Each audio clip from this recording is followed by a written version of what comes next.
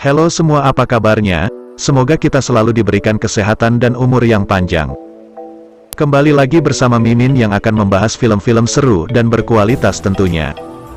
Film kali ini berjudul Life of Pi yang dirilis waktu Mimin zaman kuliah dulu guys, yaitu tahun 2012, film yang terbilang berkualitas pada masanya dan film ini juga mengangkat tema tentang keagamaan. Penasaran gimana keseruan ceritanya? Yuk langsung aja kita gaskan ke alur ceritanya.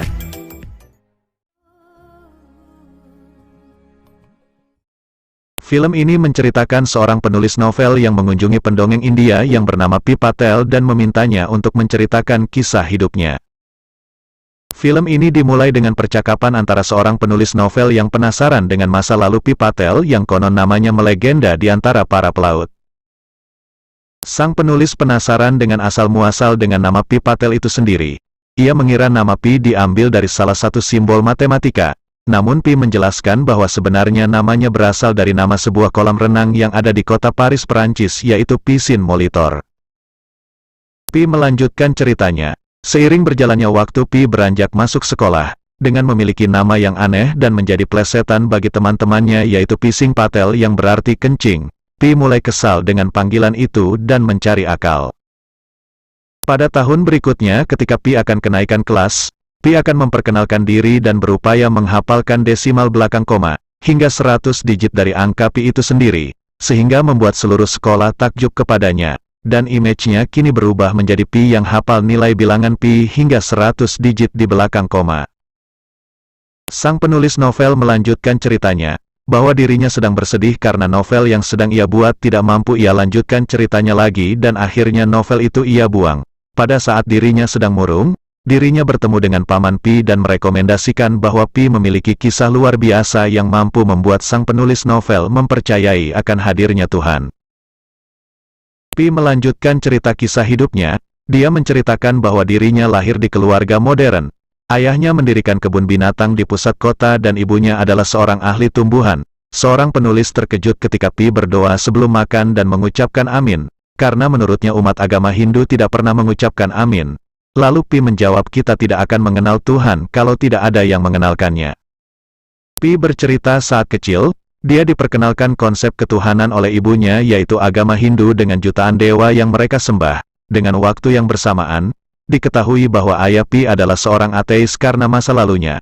Kemudian, Pi mengenal Katolik saat berusia 12 tahun, dan karena Pi adalah anak yang muda penasaran, apalagi tentang ketuhanan dan dia juga tertarik dengan agama Islam. Jadi Pi bisa dibilang memiliki atau memeluk 3 agama sekaligus. Sampai-sampai ayah Pi menegurnya karena menurut ayahnya mempercayai 3 agama sekaligus sama saja tidak mempercayai sama sekali. Tapi menurut Pi itu sah-sah saja karena menurutnya iman adalah ibarat rumah dengan banyak kamar.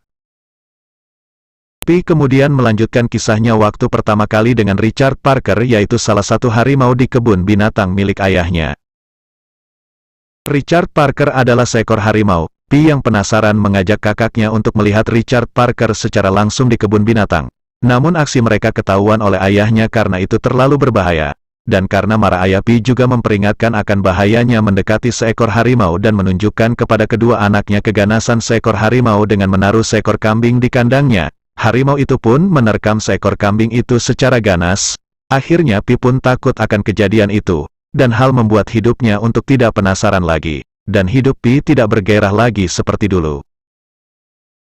Suatu ketika Pi bertemu dengan seorang anak gadis bernama Anandi di sebuah kelas tari dan gadis itu membuat Pi penasaran.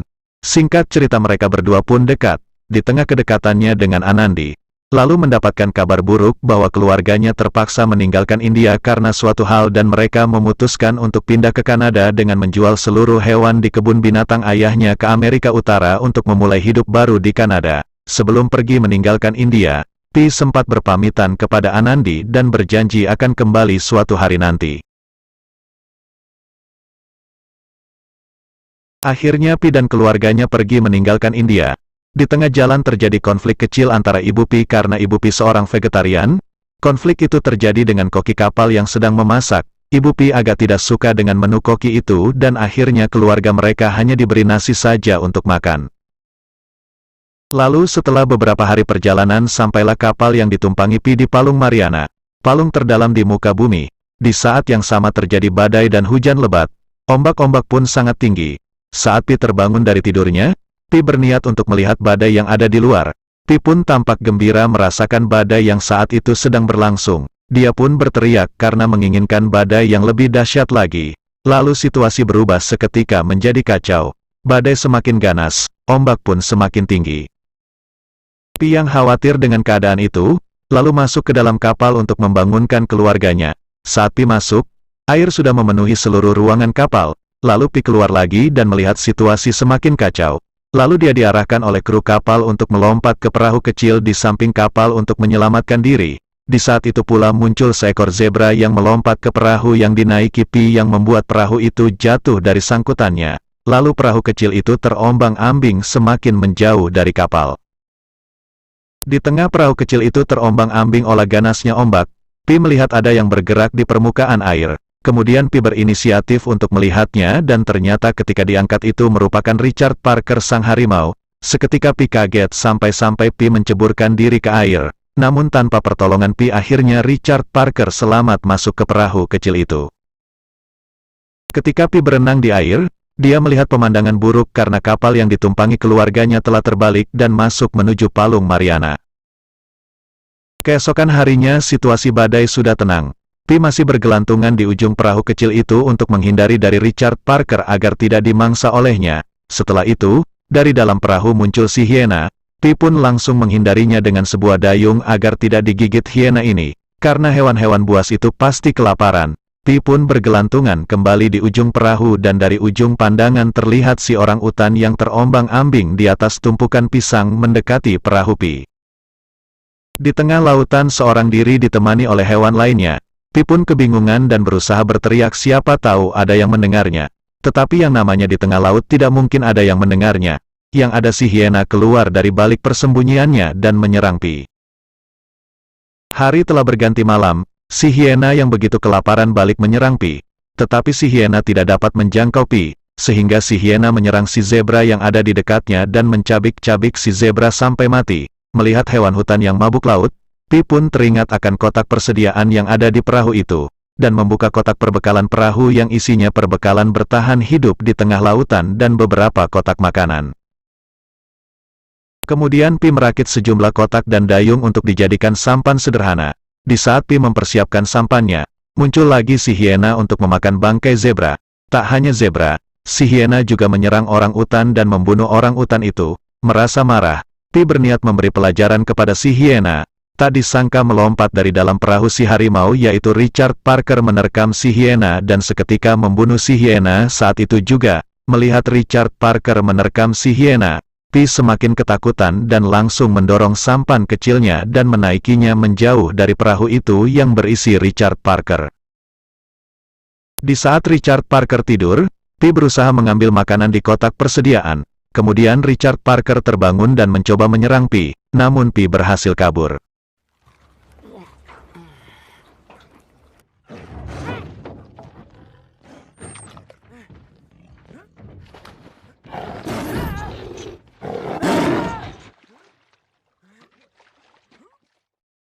Hari pun berganti malam dengan Pi di sampan kecilnya dan Richard Parker berada di atas perahu. Keesokan harinya saat Pi sendirian, Pi menulis di selembar kertas tentang apa yang dialaminya dan memasukkannya ke dalam kaleng dan melempar ke lautan dengan harapan ada kapal lain atau nelayan yang menemukannya. Hari-hari dilaluinya dengan meminum air hujan dan memakan makanan di kotak persediaan, kemudian melihat panduan survival. Pada panduan survival itu terdapat tulisan bagaimana jika terdampar di tengah lautan dengan hewan-hewan buas. Lalu Pi pun mencoba mempraktekkan panduan survival itu. Meskipun berjalan tidak semulus teori, namun Pi tidak menyerah dengan keadaan itu dan tetap mencoba setidaknya bisa sedikit untuk menjinakkan Richard Parker dengan memberi minum sampai memancing ikan untuk makan Richard Parker, daripada Pi yang akan dimakan oleh Richard Parker. Saat Pi sibuk memancing, ternyata Richard Parker melihat banyak ikan berenang di bawahnya. Saking laparnya, Richard Parker langsung terjun dan mencoba menangkap ikan itu. Namun dia gagal, dan Richard Parker pun berbelok menuju Pi. Seketika Pi pun ketakutan dan berusaha menaiki perahu. Sekarang posisinya terbalik, Pi yang di atas perahu dan Richard Parker berenang di bawahnya. Saat Pi sudah menguasai perahu itu dan mengambil kampak yang bermaksud untuk menyingkirkan Richard Parker. Namun Pi merasa kasihan kepadanya melihat Richard Parker kedinginan dan tak mampu naik ke atas perahu. Lalu berubah pikiran dan mencari cara membantu Richard Parker naik dan Pi kembali menghindar dengan sampan kecilnya. Selanjutnya Pi berhasil menangkap ikan yang cukup besar dan langsung diberikan kepada Richard Parker yang berada di dalam perahu. Lalu malam harinya, muncul pemandangan yang indah dengan ribuan ubur-ubur yang bercahaya. Pi pun terpesona melihatnya. Di saat Pi sedang menikmati pemandangan itu tiba-tiba muncul ikan paus besar dari dalam laut melompat ke permukaan dan gelombangnya melemparkan Pi ke air serta seluruh perbekalan miliknya. Alhasil seluruh perbekalan itu lenyap terbawa arus di lautan. Siangnya di saat lapar tiba-tiba muncul ribuan ikan terbang untuk bermigrasi melewati perahu Pi dan Richard Parker. Kemudian satu ikan cukup besar melompat masuk ke perahu. Terjadilah perebutan ikan besar antara Pi dan Richard Parker. Pada momen ini, Pi mampu menaklukkan Richard Parker.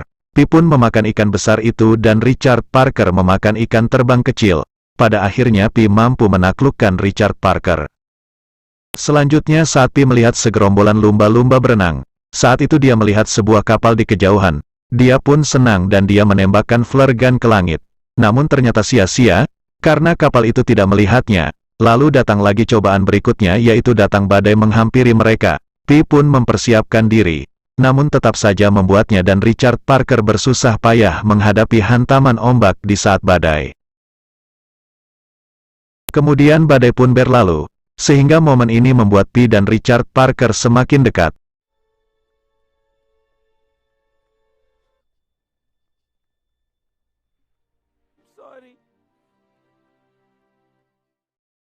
Di saat terbangun dari tidurnya, ternyata perahu Pi telah tersandar di sebuah daratan. Pi pun langsung gembira dan semangat karena telah menjumpai suatu pulau dan memakan tumbuhan yang ada di sana. Semakin ke tengah pulau ternyata terdapat ribuan hewan meerkat yang hidup di sana dan tentu saja Richard Parker mendapatkan banyak suplai makanan. Kemudian Pi pun mempersiapkan tempat tidur di atas pohon di pulau itu. Namun pada malam harinya, Pi menyadari suatu hal, bahwa ternyata di seluruh bagian pulau terdapat organisme karnivora raksasa di mana di siang hari menyediakan air tawar, namun di malam hari berubah menjadi asam karena binatang yang ada di dalamnya. Menyadari keanehan tersebut, keesokan harinya Pi pun memutuskan meninggalkan pulau itu dan mempersiapkan perbekalan makanan dan suplai makanan untuk Richard Parker lalu melanjutkan perjalanannya kembali.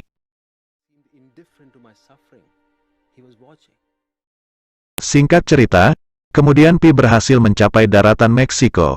Dengan susah payah sisa tenaga yang dia miliki, akhirnya dia bisa menyeret perahunya menuju pinggir pantai. Pi pun tergeletak lemas di atas tumpukan pasir dan Richard Parker akhirnya turun dari perahu dan pergi masuk ke hutan meninggalkan Pi. Momen tersebut merupakan momen terakhir Pi melihat Richard Parker. Pi pun kemudian diselamatkan oleh penduduk lokal dan dibawa masuk ke rumah sakit. Setelah di rumah sakit, Pi ditemui oleh dua orang utusan milik kapal kargo yang karam dan menanyakan kejadian yang telah menimpa Pi. Namun mereka tidak percaya akan kisah yang diceritakan Pi. Lalu Pi pun menceritakan alternatif kisah lain yaitu tanpa harimau, tanpa zebra dan hewan lainnya. Karena yang menurut mereka itu merupakan hal yang mustahil.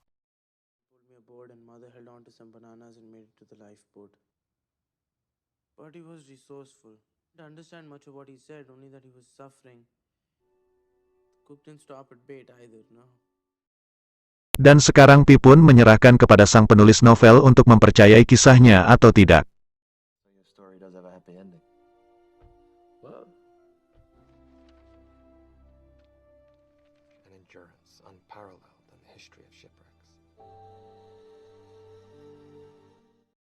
Demikianlah kisah seorang Pi. Gimana menurut kalian guys? Kalian percaya atau tidak dengan kisah Pi? Silahkan tulis di kolom komentar. Terima kasih telah menonton video ini. Jangan lupa subscribe dan like video ini. Sampai jumpa di kisah selanjutnya.